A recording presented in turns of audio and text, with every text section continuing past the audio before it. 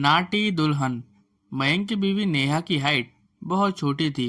वो इतनी नाटी थी कि लोग उसकी वजह से उसका मजाक भी उड़ाते थे। अरे नेहा, तेरे लिए तो मुझे किचन में टेबल रखना पड़ेगा। माँ जी, इतनी भी नाटी नहीं हूँ मैं। और हाँ, हिल्स पहनकर तो बिल्कुल आपके बराबर आ जाती हूँ। अरे तेरे पापा ने महंगी कार का लालच दे दिया, वरना तो मेरे बेटे के लिए लंबी लंबी लड़कियों की लाइन लगी थी। क्या बताऊं तुझे, कटरीना फैल थी उनके सामने।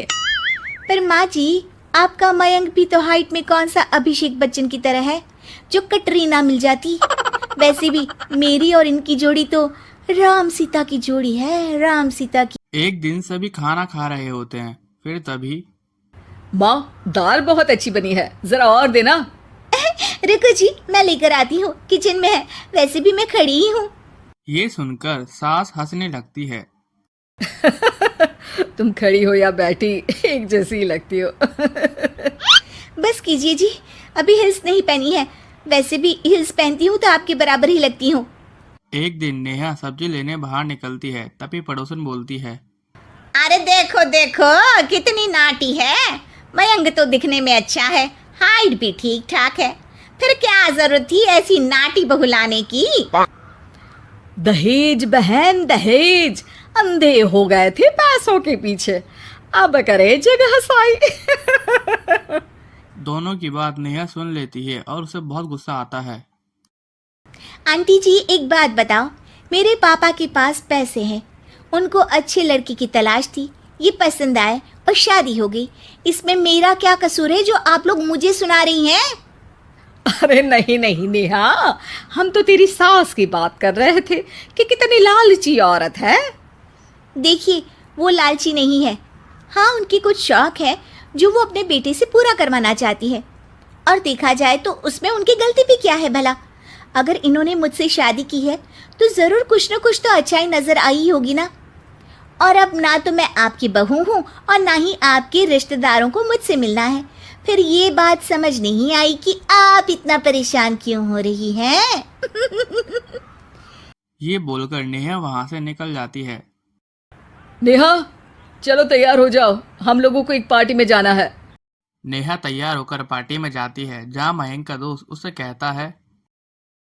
अरे मयंक, तू लकी है यार, तेरी बीवी की हाइट इतनी कम है कि तुझे बच्चे की जरूरत ही नहीं है। भाभी ही बच्ची जैसी है। और मयंक, मेरी बीवी इतनी कम हाइट की हो ना तो मैं तो घर से बाहर ही ना निकलूं, कहीं फुदक कर चली गई तो लेने के देने पड़ जाएंगे। सभी नेहा के ऊपर हंसने लग जाते हैं, तभी पार्टी की जगह पर आग लग जाती है।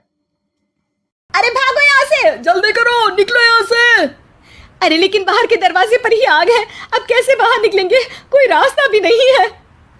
अरे रास्ता है ना, अगर कोई इस खिड़की से बाहर निकलकर अगर सामने के दरवाजे में आग को बुझा दे तो सब निकल सकते हैं। तभी नेहा उस छोटी सी खिड़की से कूदकर आग बुझा देती है। अरे वाह, भाभी जी ने तो आज हम सबको बचा लिया। वाह भाई वाह, बीवी हो तो ऐसी, अपने पति ही नहीं बल्कि यहाँ मौजूद सभी की जान बचा ली है इसने। भाई मयंक, माफ कर देना, तेरी बीवी तो सच में कमाल है।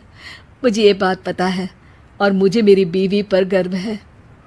नेहा मुस्कुराकर अपने पति की ओर देखती है। कुछ दिनों बाद जब नेहा और उसकी सास मार्केट जाती है, तब वहां पर अरे भैया, ये कपड़ा तो देना, कितने का पड़ेगा? माता जी, ये तो बहुत महंगा कपड़ा है, लेकिन अब बस सिर्फ 2 मीटर ही बचा है। मेरे तो किसी काम का है नहीं ये टुकड़ा, तो आप 100 रुपया ही दे दीजिए। अरे भैया, तो मैं क्या करूंगी इस टुकड़े का, लेकिन वैसे है बड़ा ही सुंदर। तभी नेहा बोल पड़ती है। इसमें तो मेरी पूरी ड्रेस बन जाएगी। ये बोलकर वो कपड़ा ले लेती है। अगले दिन वो ड्रेस पहनकर अपनी सास के सामने आती है। अरे वाह नेहा, ये ड्रेस तो बहुत ही सुंदर लग रही है, बड़ी महंगी होगी ना? अरे कपड़ा तो मैंने ही पसंद किया था, बस पूरा नहीं था तो इसने ले लिया। सिर्फ 200 रुपये की ड्रेस है ये पूरी। देखो माँ जी, नाटी होने का भी कम फायदा नहीं है।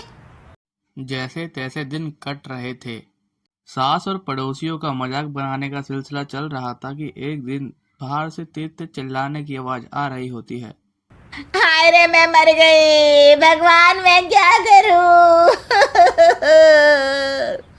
अरे क्या हुआ? देखते हैं तो सभी एक हॉल के आगे भीड़ लगाकर खड़े हुए हैं। मेरा बेटा प्रिंस गड्ढे में गिर गया है। पड़ोसन जोर जोर से रोने लगती है कि तभी वहां पर नेहा आ जाती है। रोइए मत, मैं प्रिंस को लेकर आती हूँ। ये बोलकर पतली सी नाटी से नेहा गड्ढे में घुस जाती है और सुरक्षित बच्चे को बाहर ले आती है। अब फिर क्या था, सभी मोहल्ले वाले नेहा की बहुत तारीफ करते हैं। मुझे माफ कर दो नेहा, मैंने तुम्हारी हाइट का कितना मजाक उड़ाया था। कोई बात नहीं मौसी, प्रिंस ठीक है, ये बात है। अब वो दिन आता है जब सास नेहा की तारीफ करती है। वाह बहू वाह, तेरी तारीफें सुन सुनकर तो मैं खुश हो गई। आज तो तूने ये साबित कर दिया कि समाज में इंसान अपने रंग रूप और लंबाई चौड़ाई से नहीं बल्कि साहस और हौसले से काबिल कहलाता है। मुझे माफ़ कर देना बेटा।